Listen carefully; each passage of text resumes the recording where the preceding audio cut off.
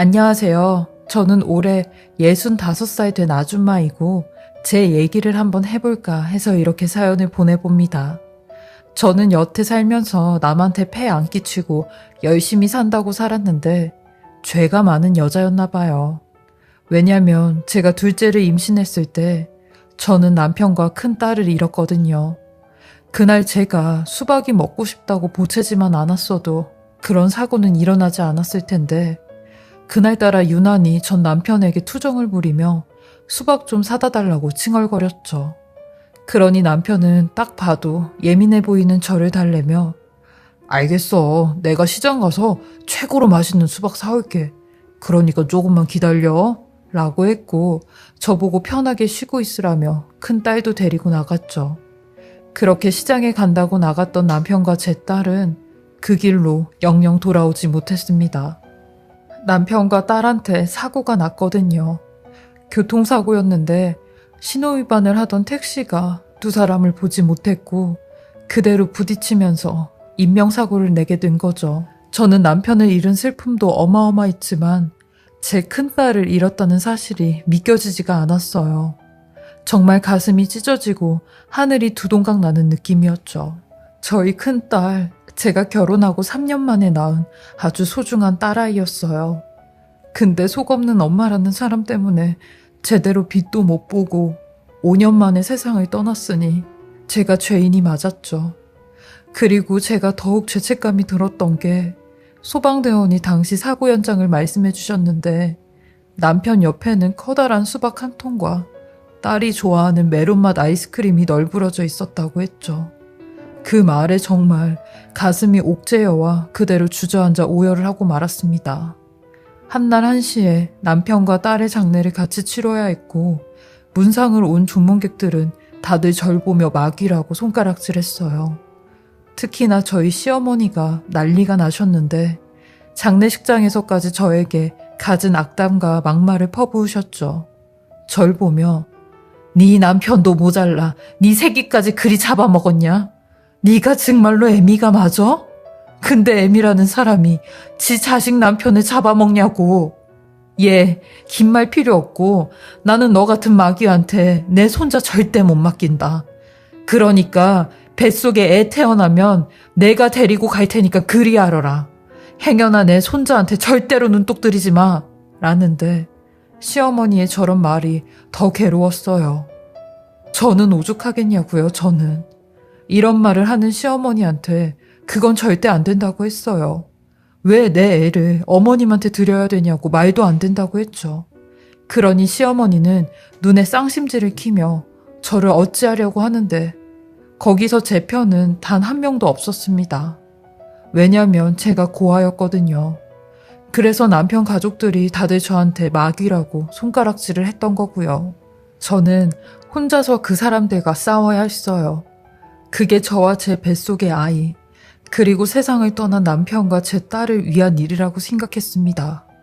그렇게 저는 남편과 딸이 입관하는 것도 보지 못하고 두 사람을 보내줘야 했어요. 제가 임신 중이어서 어른들이 보지 못하게 했거든요. 뜬 눈으로 3일을 보내고 장례를 다 치르고 난 뒤 저는 곧장 제가 살던 곳을 떠났어요. 아무도 모르는 곳으로 떠나야겠다고 생각을 했죠. 그래야 제 뱃속에 있는 아이를 지키는 일이라고 생각을 했거든요.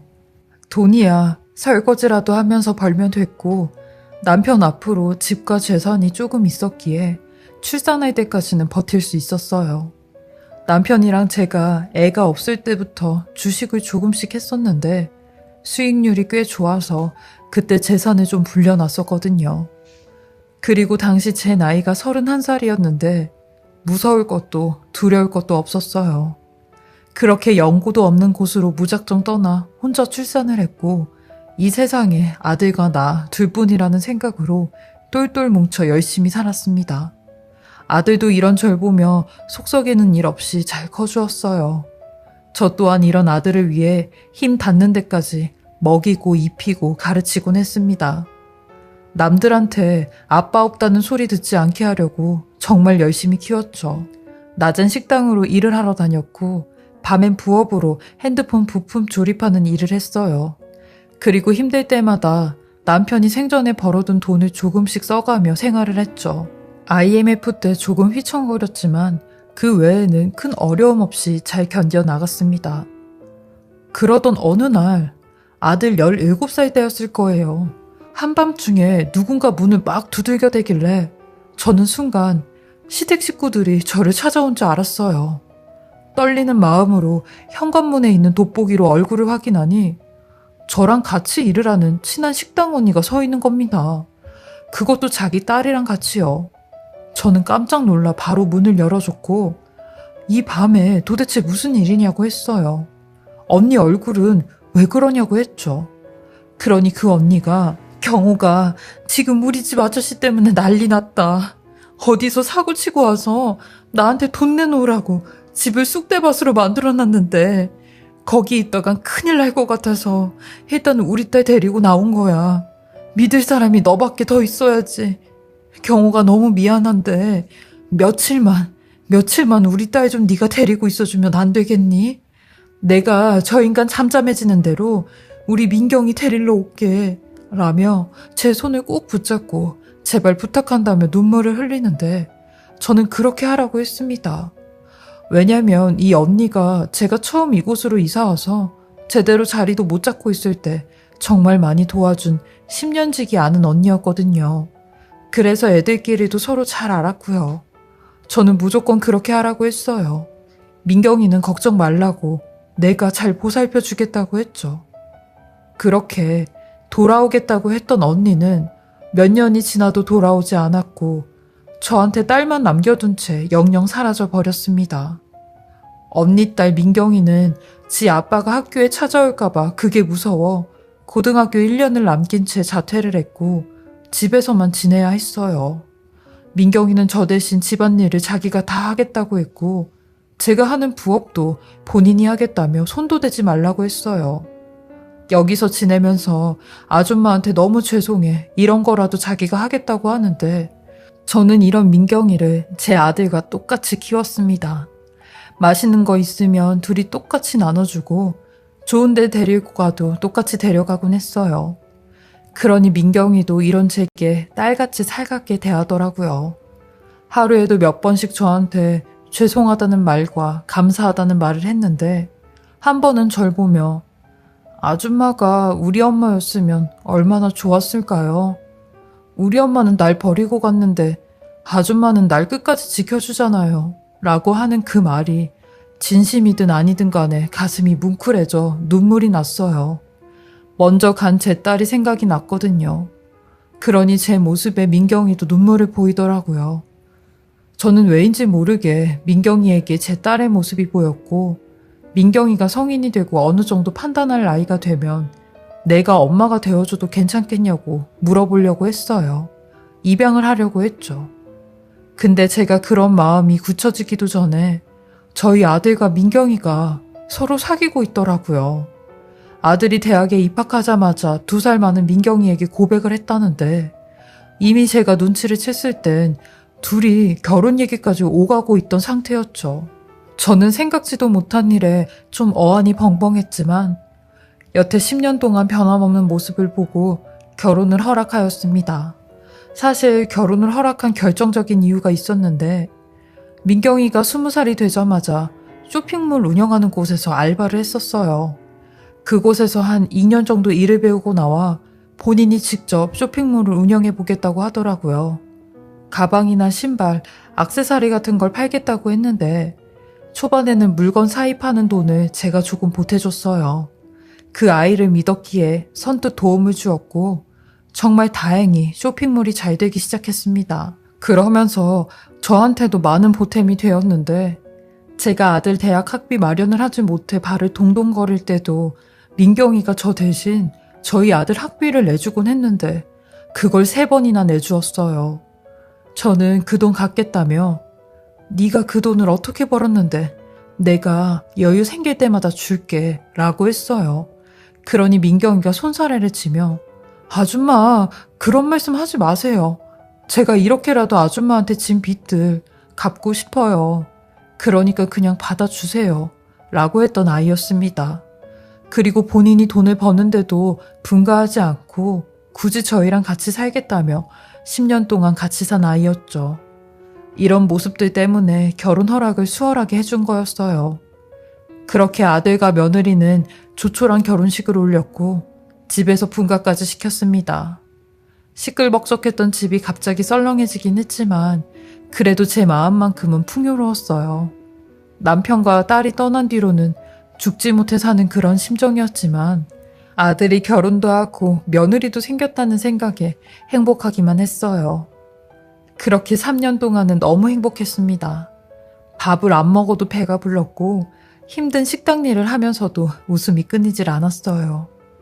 하지만 이런 제 행복을 하늘에서 질투라도 하듯이 또다시 제게 견디지 못할 시련을 주었는데 저희 아들마저 데리고 가게 된 거죠.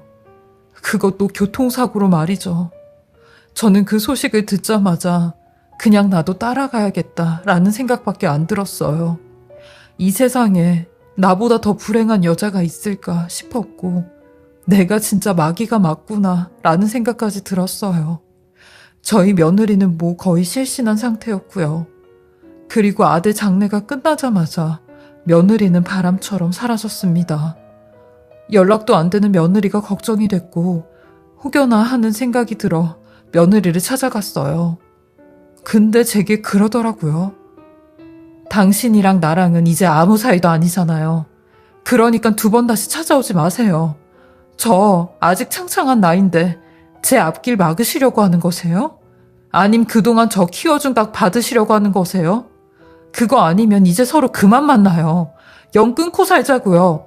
라고 하는데 그런 며느리의 모습에 너무 충격을 받았고 2번 다시 며느리를 찾지도 찾으러 가지도 않았습니다. 그렇게 전 정말로 혼자가 되었고 혼자만 사는 게 가족들한테 너무 미안했는데 또 어찌어찌 살아가더라고요.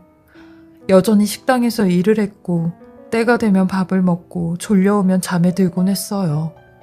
그러던 어느 날 제가 휴무를 맞아 가족들이 잠든 납골당에 가게 되었어요.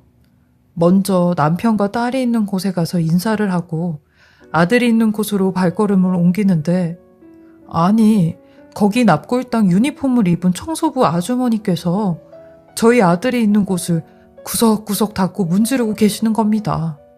저희 아들이 아래 칸 쪽에 있는데 몸까지 숙여가며 닫고 계시길래 너무 고마운 마음에 조용히 다가가 아이고 아주머니 이렇게 정성스럽게 저희 아들이 있는 곳에 닦아주셔서 감사합니다 라고 말을 하는데 제가 말을 해도 일어나지도 않고 계속 몸만 웅크리며 고개만 숙이고 있는 겁니다. 저는 순간 이상하단 생각이 들었고 그 아주머니의 어깨를 툭툭 치며 아주머니 아니 왜 그러고 계셔요 라고 하니 순식간에 일어나 저를 밀치고 막 도망을 가기 시작하는데 저는 그 순간 그 사람의 얼굴을 보았고 저희 며느리라는 걸 알게 되었어요. 3년 만에 보게 된 며느리였습니다. 저는 며느리의 이름을 부르며 나랑 얘기 좀 하자고 제발 도망가지 말라며 며느리를 쫓아가는데 가다가 제가 넘어지고야 말았어요. 그러니 그제서야 며느리가 뒤를 돌아보더라고요. 저는 며느리가 그냥 갈 줄 알았는데 제 쪽으로 막 뛰어오는 겁니다. 그러면서 제 손을 잡고 저를 일으키며 엄마, 그러게 왜 날 쫓아와? 나는 엄마를 버리고 갔는데 엄마는 왜 날 쫓아오냐고. 이런 내가 밉지도 않아? 그렇게 모질게 엄마 떠난 내가 밉지도 않아? 라고 하는데 전 그런 며느리를 꼭 껴안아주며 너무 보고 싶었다고 그리웠다고 했어요. 그러니 며느리도 눈물을 흘리며 죄송하다는 말만 연신 반복하는데 전 그런 며느리에게 도대체 여기서 뭘 하고 있었냐고 했어요. 그리고 이 유니폼은 왜 입고 있냐고 하니 며느리가 아주 힘겹게 입을 떼기 시작하는데 지난 3년간 제가 알지 못했던 사실들이 너무 많았더라고요. 며느리는 사실은 준수 씨 하늘나라 가기 전에 내 친엄마가 날 찾아왔었어. 13년 만인가 14년 만에 날 찾아온 거지. 근데 찾아와서 하는 말이 너 돈 많이 번 거 다 아니까 나 돈 좀 달라고 하는 거야. 그래서 내가 미쳤냐고 왜 당신한테 돈을 줘야 되냐고 2번 다시 찾아오지 말라고 하니까 내 이름을 팔아가면서 이곳저곳에 돈을 빌리고 다녔더라고. 얼마 안 돼서 돈 갚으라고 독촉장이 막 오는데 그때부터 휘청하기 시작했어. 준수 씨도 모르고 엄마도 모르게 그런 일이 벌어진 거야. 그래서 나 혼자 어떻게든 해결해 보려고 했는데 그러던 찰나에 준수 씨마저 그렇게 된 거야. 나한텐 준수 씨도 없고 빚밖에 남지 않는 상황인데 차마 엄마한테는 이런 말을 할 수가 없었어. 여태 엄마가 날 어떻게 키워주고 도와줬는데 빚까지 같이 떠안게 해.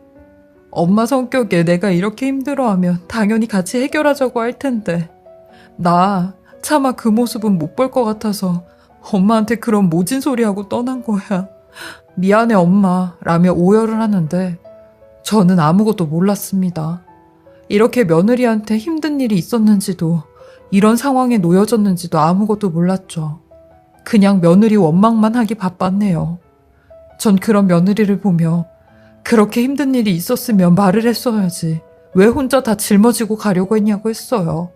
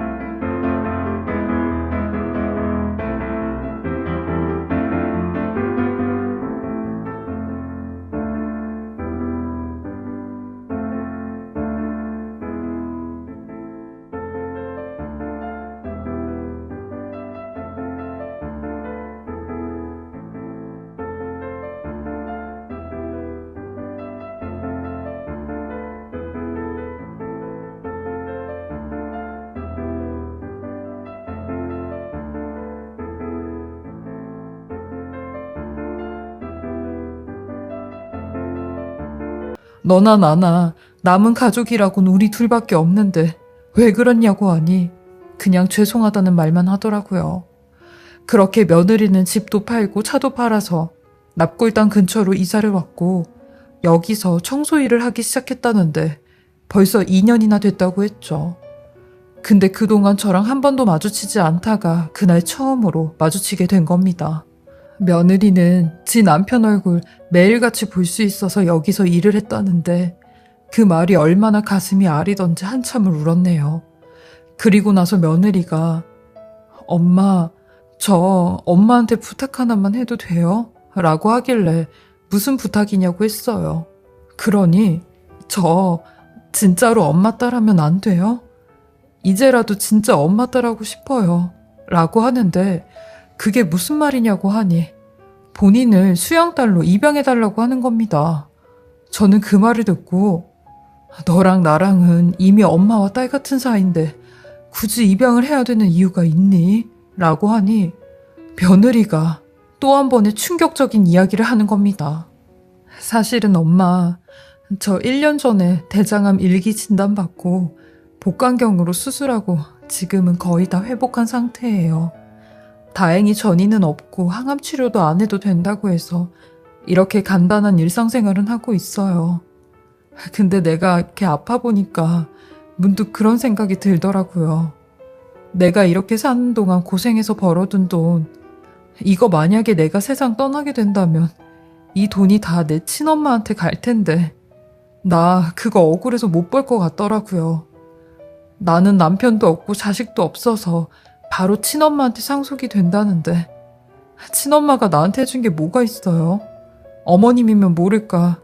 그러니까 내 친엄마 대신 어머님이 내 엄마 해주면 안 돼요? 라고 하는데 저는 며느리의 암 소식에 또 한 번 입이 다물어지지 않았죠. 전 이런 며느리의 부탁을 들어주기로 했습니다. 제게 항상 엄마라고 불러줬던 며느리가 진짜 내 딸이 되는 순간이었어요. 저는 며느리, 아니 제 딸에게 네가 살아 숨쉬는 그날까지 이 엄마가 옆에 있어 줄게 라고 했어요. 그리고 입양 절차를 밟기 위해 변호사에게 상담을 했는데 시어머니가 며느리를 입양하는 것과 관련한 현행법상 특별한 법적 제약은 없다고 하여 며느리를 입양할 수 있었고 성년자를 입양하는 경우에는 혼인신고를 하듯이 양친이 될 사람과 수양딸이 될 사람이 구청에 가서 입양신고서를 제출하면 된다고 하더라고요. 다만 민경이의 부모가 살아있으니 민경이 부모의 동의를 받아야 한다는데 절대 안 된다고 하는 민경이의 친엄마를 사정사정해 동의를 받아냈습니다. 민경이 친모는 제게 내가 우리 딸 좀 잠깐 봐달라고 했지.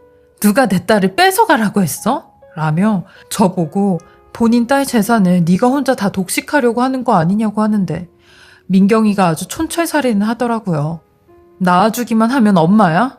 나 버리고 연락도 없이 떠날 땐 언제고 내가 돈벌이 할 수 있는 나이가 되니까 이제서야 딸이라고 내 딸 못 준다고 하고 있어? 양심이 있으면 그런 말 하면 안 되지. 내가 힘들고 외로울 때 옆에 있어줬던 사람은 당신이 아니라 여기 내 옆에 있는 분이라고. 당신도 나 맘대로 버렸으니까 나도 당신 딸 안 하겠다고. 당신 딸 안 하겠다는데 왜 이제 와서 엄마 노릇하려고 해? 라며 당장 입양신고서에 동의하라고 펜을 쥐어주더라고요. 그렇게 올해 초 드디어 민경이는 제 딸이 되었습니다. 시청에 입양신고서를 제출하고 돌아오는데 둘이서 얼마나 울었는지 몰라요. 저는 제 딸 민경이를 꼭 안아주며 이 험난한 세상 너랑 나랑 둘이 잘 살아보자고 기댈 곳 하나 없는 사람 둘이서 같이 기대며 울고 웃고 행복하게 잘 살아보자고 약속했습니다. 그리고 우리 딸 건강도 엄마랑 같이 잘 이겨내서 완치될 수 있게 노력하자고 했어요. 현재는 저희 모녀 같이 살면서 저는 식당 일 계속하고 있고 딸 민경이는 전에 했던 쇼핑몰 경력을 살려서 다시 사업을 하고 있는 중입니다. 그리고 아들을 기억하며 하루하루 행복하게 살고 있습니다. 제가 이 글을 쓰기 일주일 전인가 아들이 간 지 4년 만에 제 꿈에 아들이 나왔어요. 그렇게 한 번만 엄마 꿈에 나와달라고 했었는데 이제야 제 꿈에 나타나 아무런 말도 하지 않고 제게 환한 미소만 보여주더라고요. 제가 아들한테 거기는 행복하냐고 아빠랑 누나는 잘 만났냐고 물어보니 그냥 환하게 웃기만 하는데 그런 아들의 모습을 보고 알 수 있었죠. 행복하구나. 아빠랑 누나는 잘 만났구나 하고요. 그리고 마지막으로 우리 민경이 내 딸이 되었는데 괜찮냐고 하니 그 물음에 이빨까지 보이며 방긋 웃어주더라고요. 엄마가 민경이랑 같이 삶이 끝나는 날까지 잘 살다가 거기서 우리 다시 만나자고 하며 꿈에서 깼습니다. 저는 꿈에서 깨자마자 제 가족들에게 그런 말을 했어요. 하늘에서 나 좀 잘 좀 지켜달라고. 매번 나 좀 빨리 데려가라는 말만 했었는데 처음으로 지켜달라는 말을 했네요. 지금까지 제 인생 이야기를 해보았는데요. 여태 살면서 제 이야기를 다른 사람들에게 해본 적이 없었어요. 근데 이렇게 용기 내서 글을 써보았습니다. 제 긴 글 읽어주시고 들어주셔서 감사하고요. 혹여나 살면서 힘든 일이 있으시다면 저를 보시면서 잘 이겨내셨으면 좋겠습니다. 남편과 자식을 잃은 저도 살아보겠다고 발버둥 치고 있으니까요. 저랑 제 딸 민경이가 열심히 잘 살 수 있도록 많은 응원 부탁드리고요. 항상 행복 가득한 인생이 되셨으면 좋겠습니다.